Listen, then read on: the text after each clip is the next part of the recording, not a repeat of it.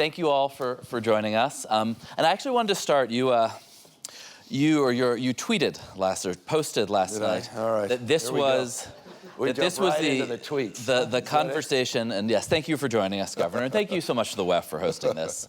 This is the conversation that Donald Trump tried to cancel. Oh. Don't miss it. 11:30 Pacific. Thank you to our Pacific Time viewers. Yeah.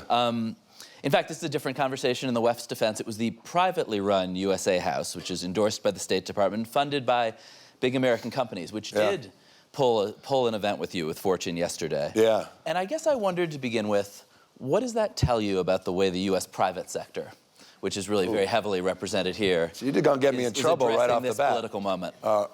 I looked at I admit, looking at the list, McKinsey and Microsoft and a few California companies. So what the hell are they even talking about? But it's indicative, I think, of America. Yeah, for those of you who are not American, it gives you a sense of what we're up against and what's happening across my country and what happened here in Davos. I was going to speak last night. It was a well-established event at the USA House. Simple conversation, discussion. After Trump's speech, they made sure that I didn't. They made sure it was canceled. And that's what's happening in the United States of America.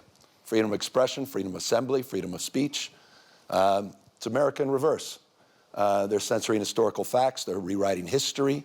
They're censoring books, 4,340 books, in libraries, and in schools, banned in the United States of America.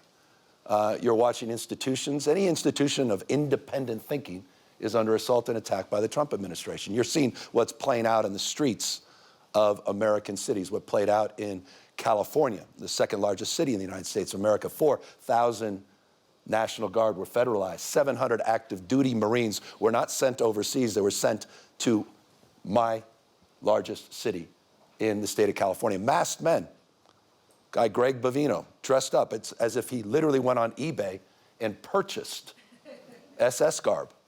Greg Bavino, secret police, private army, masked men, people disappearing, quite literally, no due process. Windows being smashed, seatbelts on, being, literally just sort of cut off, people dragged in the streets, kids separated from families, knocking on doors, racially profiling American citizens. So is it surprising the Trump administration didn't like my commentary and wanted to make sure that I was not allowed to speak? No, it's consistent with this administration and their authoritarian tendencies. But forgive me. These are objective facts. But I would say this was not, just to be clear, this was a private enterprise endorsed by the State Department, but these are a lot of decisions are being made by private companies right now. This is a capital. This is probably the central global gathering of CEOs. And I guess I wonder if you can give me a review of how you see these folks. And you know your way around this world. How you see those people behaving. Society becomes how we behave. We are our behaviors. We're not bystanders in this world. The world we're experiencing happened on our watch. So in the relationship to your question, yeah, they're complicit in some respects to this moment. And forgive me, you brought up a tweet, but part of my approach has been a little more aggressive than perhaps a lot of American politicians. I created a Patriot site. On the site, you can go. There are knee pads that are available to purchase. The last round of knee pads sold out, just as our law firms are selling out. Many American universities are selling out, and yes, many corporate leaders are selling out to this administration, selling out our values, selling out our future, selling out what makes America great, and it breaks my heart. And people need to stand up. People need to, courage of their damn convictions.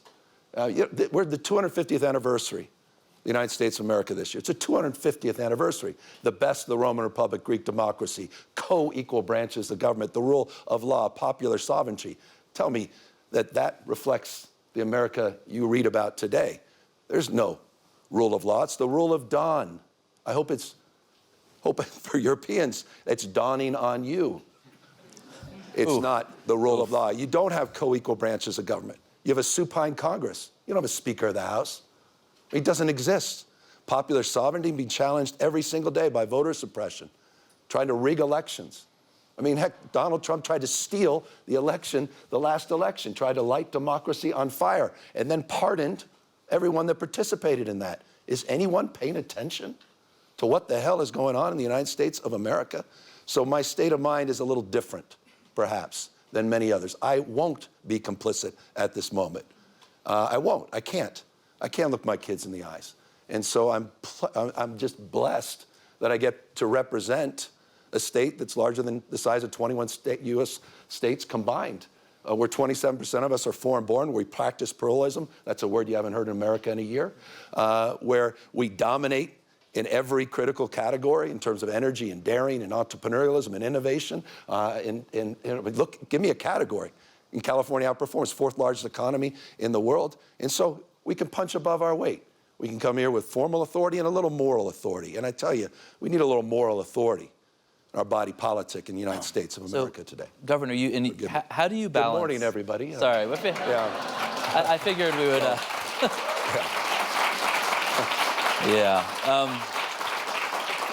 You're a tough interview, Governor. No, I figured. And when I think you have chosen a sort of, if you can't beat him, join him strategy to the way you're talking about this stuff. You talk, you're running around distributing knee pads to CEOs, and I think I'm it not does. handing them out. And it does. I do have a few, if you'd like. I don't know. And honestly, it sounds. By the way, I'm not kidding. They're the new Trump signature series knee pads. Yeah, and they are available online. I told you the last one sold out. And I just want to sort of. This is a serious moment. It actually, we laugh. Anyway, these are available and in bulk too. But I want to read you a couple of things the U.S. government has said about you in the last 24 hours or so. The U.S. government. The Treasury Secretary. When you put it the Treasury Secretary described you as Patrick Bateman meets Sparkle Beach Ken. The White House Communications Director. That was the U.S. Secretary of Treasury. I have a couple more, and then you can respond. The White House Communications Director called you Gavin Newsom, and an official White House account, a federal government account, described you with I'd say, very online sexual slur that people here probably don't want to hear at 8:30 in the morning. And you're, in some sense, responding in kind, and waving the knee pads around. Fire with fire. Do you think? Should you? I mean, is that kind of discourse from them good for America? No, it's deeply unbecoming. Come on, of course it is. It's not what we should be doing. But you've got to point out the absurdity. You've got to put a mirror up to this. This is madness. President, you see what he's saying about European leaders, you talking down to people, talking past people. I mean, look, the comments he made yesterday we're not even discussing because you're discussing all the other comments about windmills or whatever else that was happening. Well, he talked about Somalia's community. This is not normal. It's a deviation of normalcy. We've got to call it out. So I put a mirror up to Trump and Trumpism in all caps. And it was ironic because Pravda, Fox News in America, others, they got offended by it. They said, well, where's his mother to wash his mouth out with soap? I said, well, where the hell have you been? You've never said a word about Trump dressing up as the Pope, tweeting out and cosplaying on the world stage. And so the Treasury Secretary talked about a Barbie doll. It was as if he was reading a diary and had just broken up with someone. I mean, that was the Secretary of Treasury using valuable time yesterday on the world stage. Thank you for not sharing that on the official White House account. We're deeply in their head. I think the affordability agenda appears to be, I'm living rent-free in the Trump administration's head. The most talked about speech here in Davos actually wasn't Donald Trump's address yesterday. It was the Canadian Prime Minister. Forgettable speech yesterday. It was Canadian Prime Minister Mark Carney the day before, who talked about, I don't know, in large terms, the middle powers, everybody except for China and the U.S. really had to adapt permanently to a world without American leadership. I guess I wonder, I mean, that's in some sense a pretty anti-American point of view. That's a view that America is gone from the world stage, that whether the next president is J.D. Vance, Gavin Newsom, somebody else, this isn't a deviation, as you said. This is permanent. Well, do you buy that? Do you buy Carney's point of view? I felt there was moments, and forgive me, I should be cautious making this statement. I don't want it to be overanalyzed, but when I was listening to the EU president speak, there were moments where I said, that used to be us. I remember that. So am I surprised by what Carney did? Quite the contrary. I thought I had more leaders from the United States quietly send me, not publicly, not enough saying it publicly, the transcript of that speech saying, wow. They were, I mean, got in Trump's head yesterday, he brought it up. You know everything about Trump because it's what's not in the teleprompter that tells you everything you need to know about where Trump's head is on things. It was incredibly effective. The markets were more effective. Markets. It's not Mother Nature. Thought of most powerful force on earth with Mother Nature, but it's the markets, particularly the Trump administration. Combine that with the comments of Macron, combine that with the EU commissioner, but the clarity that came from Prime Minister of Canada. But the fact that he went to China, came back with a deal, started introducing low-cost, high-quality electric vehicles, not made in Michigan, Detroit, but overseas into Canada. It says everything you know about the recklessness of America's foreign policy. Everything you need to know. You know it intimately, but it's a remarkable thing to break down 80-plus years of alliances. It takes decades and decades to build trust in organizations, the architecture of that. It takes weeks, tweets, hours, minutes sometimes to destroy it. Destruction is not strength. The Trump administration is weakness masquerading as strength. And people need to understand that. That's reflected in the tweets. That's reflected in canceling people. That's reflected in sending masked men into the American cities. It's reflected at this moment. So I respect what Carney did because he had courage of convictions. He stood up. And I think we need to stand up in America and call this out with clarity. We can lose our republic as we know it. Our country become unrecognizable in a matter of months, just not years. It is code red, blinking red in the United States of America. So forgive me, I feel this with passion, some indignancy, as someone frankly has taken it for granted all of these years. And it's why I came here to Davos to call it out. And I wish there were more of us doing the same, because there are more of us. And on that, forgive me, I want you to know Donald Trump is an historic president. That's absolutely correct. He's historically unpopular in the United States of America. In every category, he's underwater. He will be remembered in years, not decades. He's not going to run again. Time of life denies that. Not his state of mind, but time of life. But we need to manifest that, and we need to do the hard work. And that hard work includes the difficult work of coming to Davos and calling that out. This is not where I want to be spending, I love you all, my time. Anyway, it's an extension of the conviction I feel about this moment. Talking to a lot of people who, among other things, aren't American, maybe be concerned for America, but are making decisions about their own politics, their own countries. And what Carney's core point was, this is a rupture, this isn't an anomaly, and there's no going back. And do you think that, a different American leader can bring... I think these relationships are in dormancy, they're not dead. I don't use those binary terms. Don't fall prey to that. That's a bit hyperbolic, and I'm prone to a little of that at times. Dormancy. We can, look, he's an invasive species, Donald Trump. He's not, he is. He took over the Republican Party. They're just, he's got, a few of them. Lindsey Graham, speaking of the knee pads. I'm sorry, this is tough stuff. It's tough stuff. I don't recognize these people any longer. I used to respect Lindsey. Lindsey, you think what I'm saying about Trump's tough? How about what Lindsey Graham said about Trump? How about the Secretary of State, Marco Rubio? Do you think... these are the same people. And this is why for things to change, we need to change. Do you think that's why I'm changing my approach. And again, grateful you all took the time. I suppose, do you think post-Trump there's a path back? Because you see this everywhere, the kind of insult politics that you're doing here, which you said you don't really enjoy it. You kind of seem to. I just putting a mirror up.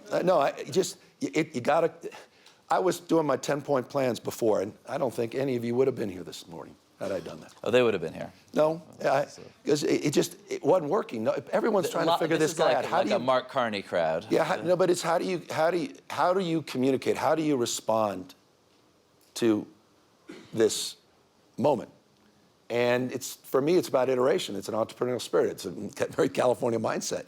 You got to keep increasing the number of tries. And I was trying everything, wasn't working, wasn't breaking through. Democratic Party, writ large, wasn't breaking through. And we decided the only way to address Trump is quite literally to fight fire with fire.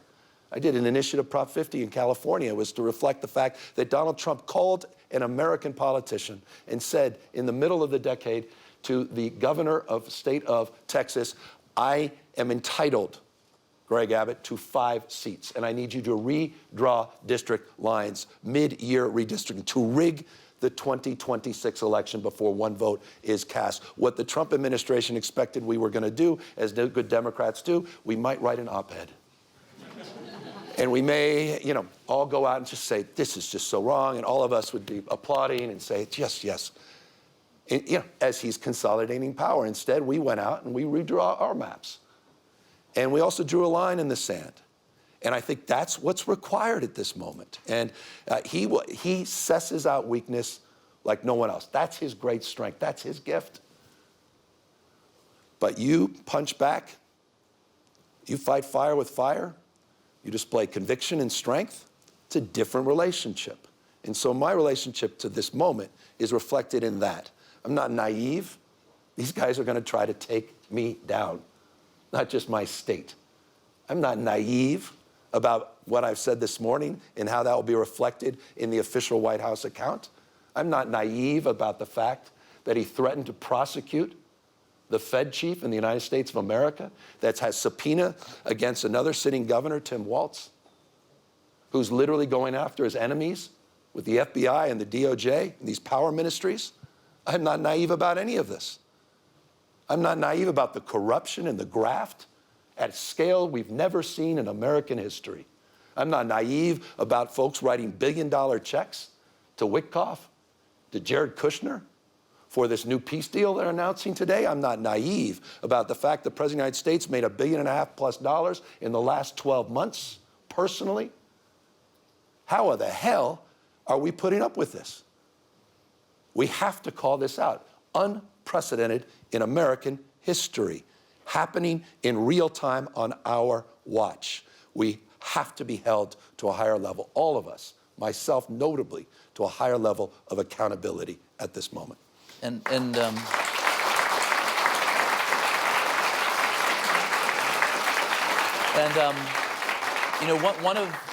think one of the main reasons that that he has been successful is because the Democratic Party is so discredited in the eyes of so many voters. I have a couple of questions about that. One is big picture about California.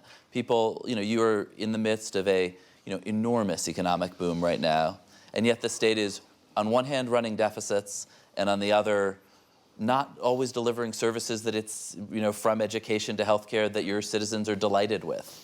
And I guess I wonder how are voters looking at California, looking at New York, looking at Chicago, supposed to say, yeah, this is the model we want? Well, I'm proud of my state. We have more Fortune 500 companies than any other state in America, more scientists, engineers, more Nobel laureates in my state than any state in America, the finest system of higher public education in the world. We have 18% of the world's R&D, China 22%, Germany 21%, California 18% of the world's R&D. We're the center of the universe as it relates to AI. California is wonderful, but what about the governance? Well, the governance, we're one of the lowest uninsured rates in America. You mentioned healthcare. We just did our State of Education report, which showed in every category, every classroom, making progress with our test scores. Our investments are paying off. Just did a big State of the State. The idea that these blue states have trouble, are spending more for less results? I don't know. Higher life expectancy, lower infant mortality, lower gun death rates, more productivity, higher wages, higher quality of life. $83.1 billion. That was the net contribution that we provided to the federal government versus red state like Texas that was a taker state of $73.1 billion. So we're producing more, and people are, I think, creating more opportunities. So look, are there problems? For instance, you're supporting the mayor of LA for re-election after these terrible fires that a lot of your citizens do feel was in part because of government mismanagement. Do you just reject that narrative that the government has anything to do with these things? I absolutely accept that we all should be held to a higher level of accountability in terms of our governance, and I think there's many areas of reforms that are necessary, and so many areas of reforms that were underway. We can get into the specifics of any one of these issues, but the general notion that in the middle of winter, with 100-mile-an-hour winds that were attached to a fire, that somehow, by the way, there were 16 major fires in Southern California over a 2-week period, that somehow that had to do with fire hydrants,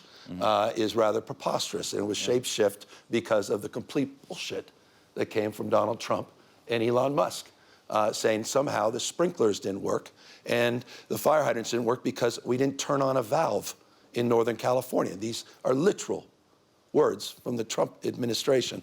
So I do reject that. Do I reject this notion of being self-critical about governance and management across the spectrum? No, that's fair game. And probably the biggest governance issue, policy issue, fueling right-wing parties in the United States around the country is immigration. And you know, I think liberal parties, again, in the U.S. and around the world, had a posture of welcoming immigrants that it just turned out a lot of Americans, a lot of Californians, but more Americans are unhappy with. Illegal immigration, the out-of-control border, but also it's the last issue on which Trump, though his numbers have been sliding, remained somewhat popular. And I guess I wonder, do you think that your party went too far, or that you went too far? And I think, for instance, you know, in extending Medi-Cal to the California healthcare program to undocumented immigrants. Like, do you? Well, two different I guess on the big picture and the small picture, do you feel like you went too far? Two different questions. Do I believe in universal health care? Yes, regardless of pre-existing conditions, ability to pay, and your status. I campaigned on that, and we delivered on that, and I'm proud of that. We're one of 16 states to provide care to people regardless of their immigration status. By the way, we have universal care in emergency rooms, and you pay the price on the back end, at least Americans, for that, regardless of your immigration status. But the issue of immigration, Donald Trump is very unpopular on immigration. He's successful on the border, separate issue, connected.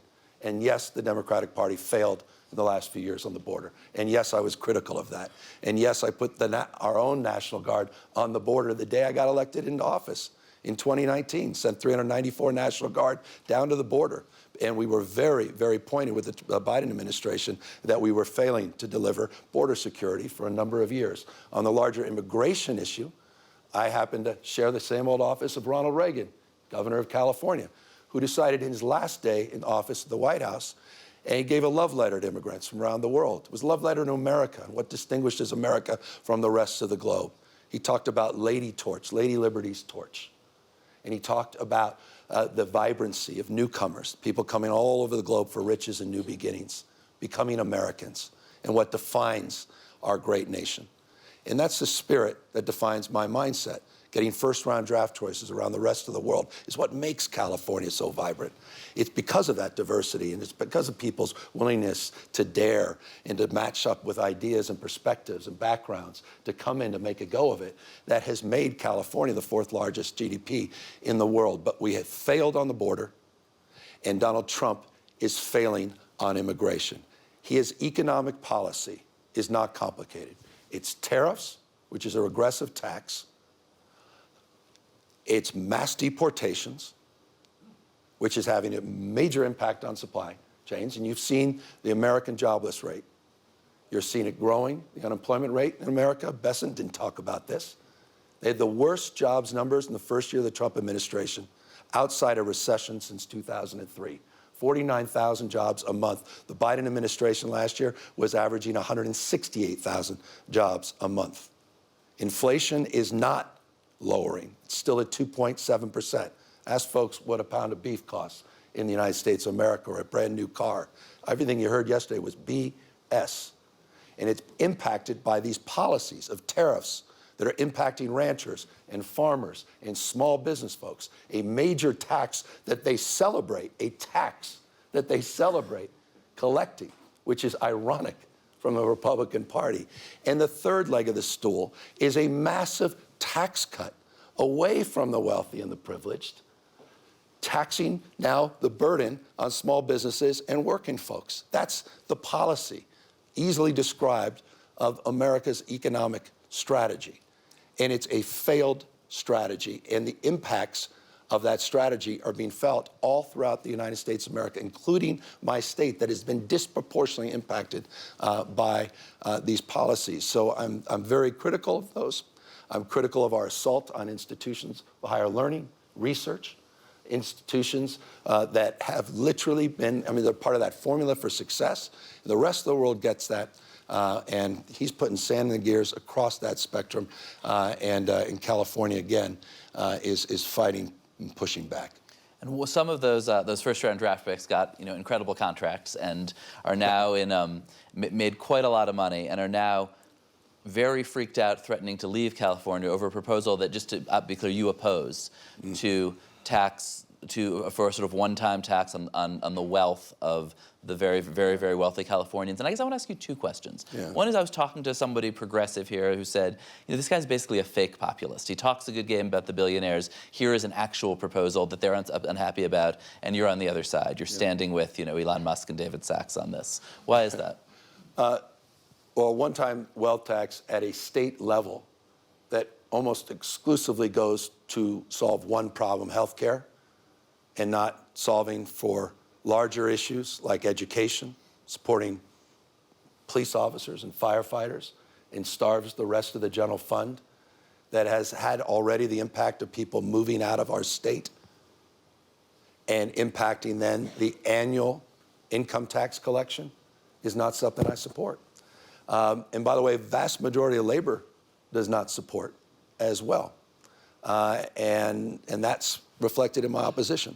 What's not reflected in my opposition, quite the contrary, is my advocacy for progressive taxes that does tax the wealthy disproportionately. Do you have a theory for I've how been to a tax strong these, advocate for that. Do you have a theory on how to tax this particular group who often kind of live in this, and I'm sure, maybe people in this room who do this, but who live on debt, who have no income and live on these sort of giant revolving loans? Yeah, I mean, when you could have that conversation. I think the wealth tax is sort of an attempt to get at that. Yeah, but at a national level, we're competing with 50 states. Capital flows and move, that's real. It's not imagined. It's very, very real.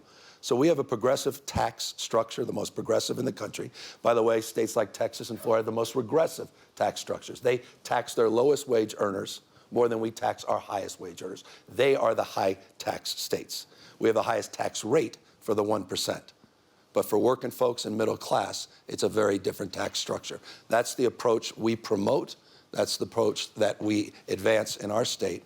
But again, our state of mind as it relates to the issue of a state-by-state wealth tax, the impact of that has to be considered in the context of how freely capital can move and how that's already occurred. It's not just an assertion, it's an evidence already in the state of California as it relates to a proposal that hasn't gone on the ballot, a proposal that has never gotten through the legislature, and a proposal that likely, if it did get on the ballot, will lose. Would you campaign against it? I'm opposed to it. It's already had, I think, a very negative impact on the state, and it's a badly drafted initiative, again, that literally takes teachers and takes our educational system out of any consideration of support and impacts all the parts of our general fund. It is a flawed initiative. And then I think conversely, these folks who control a ton of capital, and as you said, some are actually already leaving, have been leaving. How do you, over this, but I think also over a sense that California, that Democratic leadership broadly,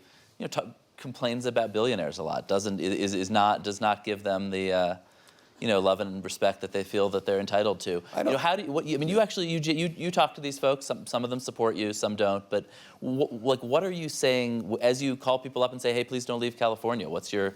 Well, California's population, 3 years in a row, continues to grow, and so does our footprint as it relates to more Fortune 500 companies than we've had in over 2 decades.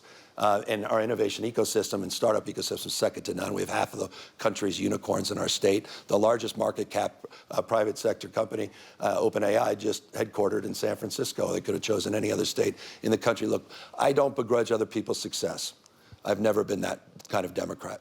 But I also recognize in a world, businesses can't thrive in a world that's failing. 10% of the wealth is concentrated, or rather 2/3 of the wealth in the United States is concentrated in the hands of just 10%. 10% of our consumer spending. The imbalance, it was Plutarch who said it to the Athenians 2,000 years ago. The imbalance between the rich and the poor is the oldest and most fatal ailment of all republics. Fast forward today. So this concentration, it's a very real issue, and we're going to have to address that. But we have to address it, I think, very thoughtfully and systemically, and I think we have to have it through the lens of a national reform. What we've done is the exact opposite with H.R. 1, which is going to explode deficits in the United States of America and debt.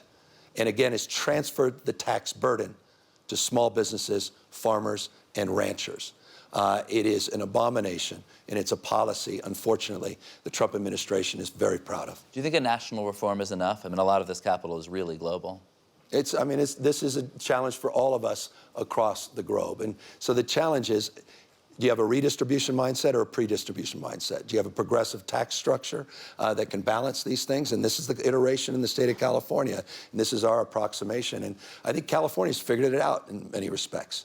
I mean, our entire entrepreneurial system is thriving in our state. We, I think, found that balance. We had the highest contribution of venture capital last year in our history, $106 billion. 68% of it went back into the state of California, despite our progressive tax structure. Well, from the tweets to Plutarch, thank you. Thank you so much, Governor. Thank you, guys. Thank you, everybody, for being here. Thank you. Thank you. From the tweets to Plutarch.